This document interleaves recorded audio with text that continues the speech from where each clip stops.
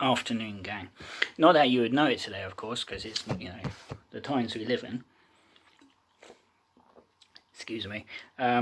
Today is the 75th anniversary of when the general election results of 1945 came out. And in those days, there was no Jon Snow standing on TV talking about swingometers, and there wasn't the sight of people at Sunderland West, where the constituency is, my apologies, running in to the counting hall because traditionally lately they've been the first to declare the results, and they want to keep that sort of record to themselves. This was the first general election since 1935, and of course it was under extenuating circumstances, in the sense that when Stanley Baldwin was declared the winner of his constituency and became Prime Minister for the third time since the end of the First World War, he had no idea, of course, what probably was around the corner. Our elections are usually every 5 years, and I say usually, you only have to look at the past century or so, say since 1900, to see that elections don't always follow that pattern. For instance, we had an election last year, December 2019, the first winter election I can remember, but not the first in my parents' lifetime, and that was coming 2 years after the last election, which itself came 2 years after the previous election. And the heres and whys and whatever are varied, of course. In 2010, we gained ourselves our coalition government. The Tories effectively back in power for the first time since 1997, ending 13 years of fairly solid, if steadily in decay, in Labour power, hence why they got into power. And it was the first coalition in my lifetime, and the first since the war. 1974 had 2 elections, for an example, and Theresa May thought it would be a good idea in 2017 to declare election because somebody told her she would enlarge her majority. Egg on her face when she lost the majority and had to rely on the DUP. And then Boris said he would call one, he wouldn't call one, he would call one, and if he had lost that election in December 2019, he would have become the shortest serving Prime Minister in our history. And of course the opposite happened. Now all of that, of course, means nothing to 1945. The next election should have been in 1940. Well, a little thing called World War II broke out the year before, and it seems elections were suspended. I personally am curious about little things, Churchill was Prime Minister in 1940, replacing Neville Chamberlain, who died later that year. And, I remember once watching Prime Minister's questions, PMQs as they call it, when I was getting ready to go for my afternoon class at college, and this would have been about, 2003-04, when Tony Blair was still in power. And PMQs are usually quite busy compared to any other business of Parliament, unless war is being declared. I refer you to the Falkland debates in 1982, the Norway debate in 1940, which probably is still the most dramatic moment in Parliament since the Civil War. Anyway, this lady stood up, and I believe she was a Labour MP, and she said something along the lines of, would the Prime Minister address the fact that the railings in my whatever town need sorting out, basically, and all this other stuff. And there was sort of like a laughter, and Tony Blair stands up and he goes, I don't really know your constituency that well, and I can't certainly comment on your railings. And the poor woman had clearly sort of said to her constituent, I'm going to challenge this in Parliament. There was something, I still don't know the exact phrasing of it, but it still chimes. Surely Winston Churchill, between 40 and 45, was getting letters or whatever saying, like he was MP for Woodford out in Essex. Surely he was getting letters saying, "Dear Prime Minister, as you're my member of Parliament, why aren't you leaning on the council to collect the rubbish when they should be?" Something like that, I don't know. But Churchill was winning the war, and contrary to what people People today don't realise, I don't think, that Churchill didn't have it all his own way during the Second World War. He could have lost his job in 1942, and indeed his life in 42. The war was not going the Allies' way. Yes, there had been the Battle of Britain. We had the British had sunk the Bismarck, and there was various naval battles and land battles in Africa. But the Germans were pushing. Churchill fired several men commanding 8th Army until he brought in Montgomery, who was not his first, second, third, or even fifth choice. Monty was, almost the last of a litter. The British were on the verge of being defeated. The British Embassy in Cairo were burning their secret papers. Rommel had the pyramids in sight and all that stuff, and the Prime Minister went down with this awful bug, I think it was pneumonia. He could well have died. And at the same time, it's around that time, Parliament were voted on a show of no confidence in the Prime Minister. Had Winston Churchill lost that, somebody else would have stepped up. That probably would have been Attlee, being Deputy PM, but then, the way parliamentary democracy works in this country is that the ruling party get to choose who's leader, and whoever is leader becomes Prime Minister. People don't quite understand that even now, but, I didn't see anyone complaining when Gordon Brown became Prime Minister in 2007 without a election.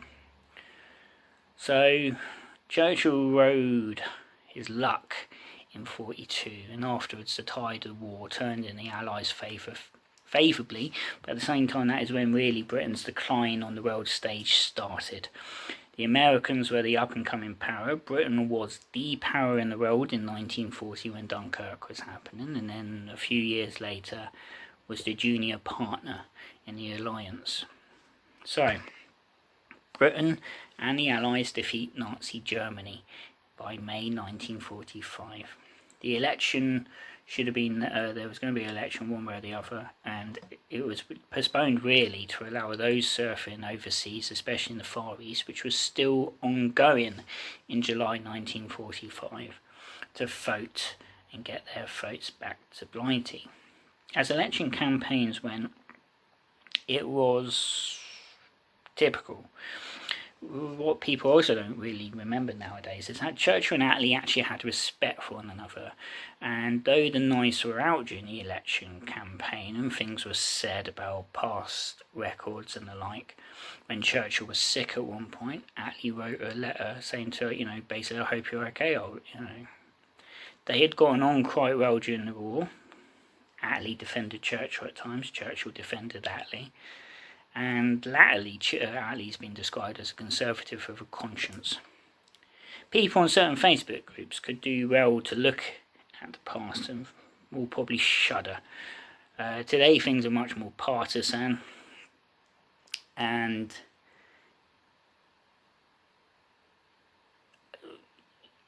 the idea of going into a coalition with Labour was unpalatable in 2010 and unfeasible in some respects.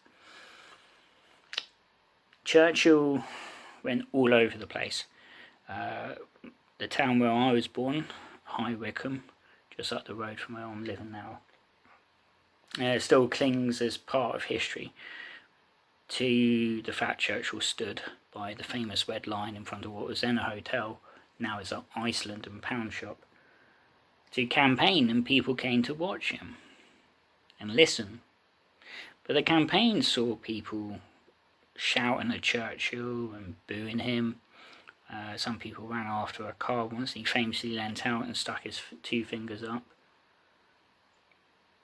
I saw a clip, I can't remember when it was, maybe the 70th anniversary of VE Day in 2015 or 2010 for the 65th, and Churchill was standing on a stage somewhere and trying to talk, and all you can hear is this rising boo. And he sounds almost, I won't say upset, but almost, there's something about it when he goes, effectively, please listen. You might want to hear it, but he's not being rude, he's just like, why, please, I'm like a child whose parents are just not interested.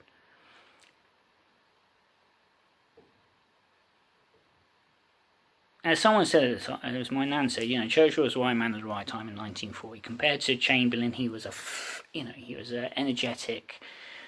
We're going to grab him by the throat and get the bastards. And despite the fact they were for a similar age, I mean, Churchill when the war started was what, 60 odd, almost 70.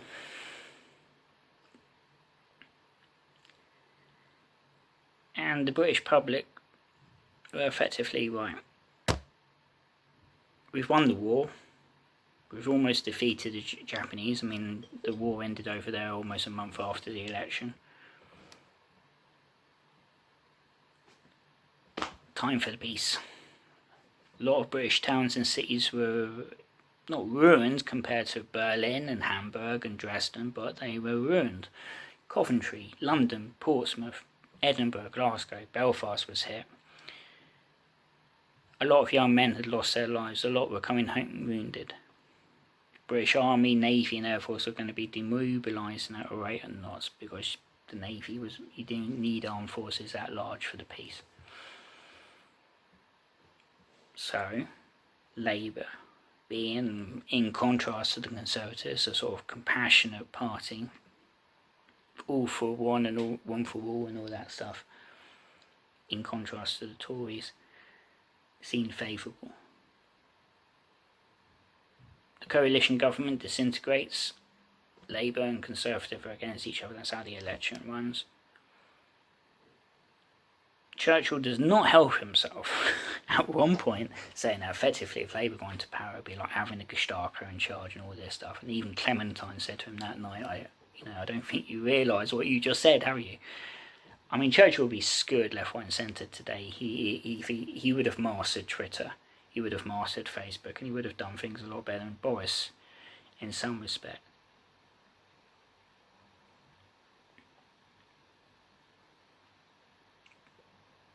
Effectively, the Tories are destroyed in this election, and the Liberals as well, to a point. There were something like almost 20 political parties involved in this election. You only have to look at the Wikipedia page and your eyebrows will shoot up. Independent Socialists, Independent Labour, Independent Tories, Plaid Cymru, SNP, other Socialists, Agriculturalists, you name it, they were in it. No monster raving loony party, of course. My late grandfather, who passed almost a week ago, was a Labour man, and I would imagine 45 was the first election he was able to vote in. And he would have been in Germany, I think, by this point. These young men and women who served in the armed forces, and those who in the towns who watched Winston Churchill come down the street to look at the bomb damage and cry, and he was a man prone to emotion, respected Churchill. Some probably, not everyone of course in this country liked Winston Churchill during the Second World War. Not every member of the Labour Party liked him at all, or showed him the respect Attlee did. But the general consensus is that people did like Winston Churchill, in some measure, war leader, whatever. And they voted the other way for a future. The fact that Winston Churchill got back into power in the next election is insignificant. The second time Winston Churchill was Prime Minister was not vintage. The man was in his 80s and the wheels had fallen off, you might say.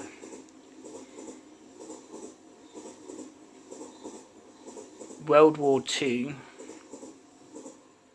had been won, as I say.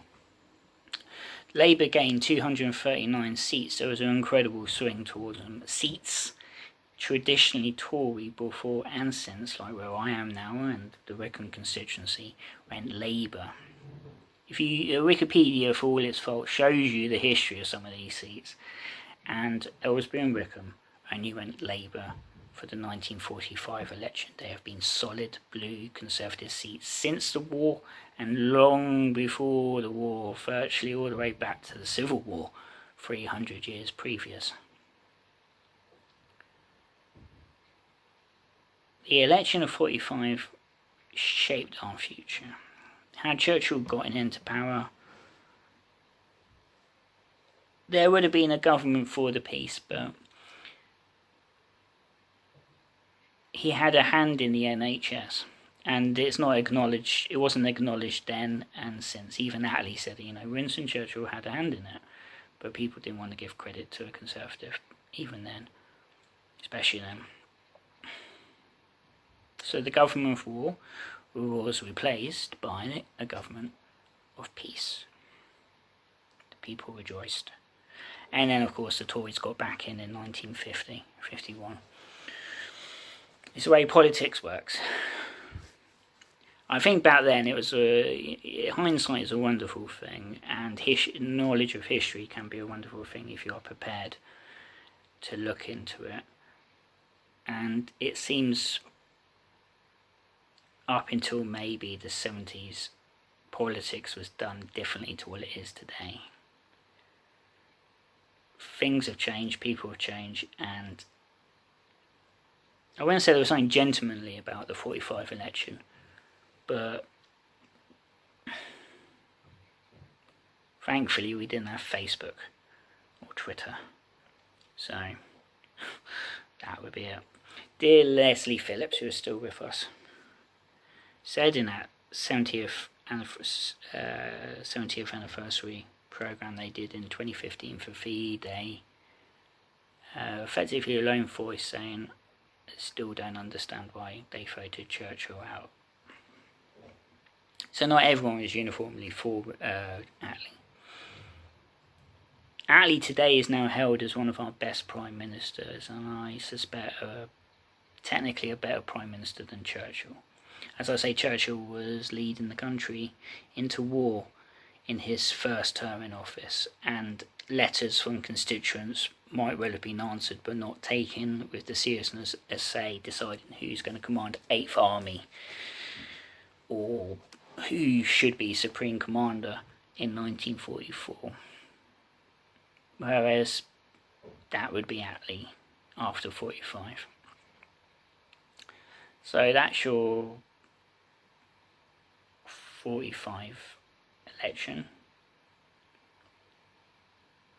And as far as the Battle of Britain goes, July 26 was a little bit quiet. Aircraft and men were lost, but the weather wasn't terribly good, and most of the action was concentrated towards Portsmouth. Various bombers coming over. So thank you as always, chaps, and enjoy yourselves, he says.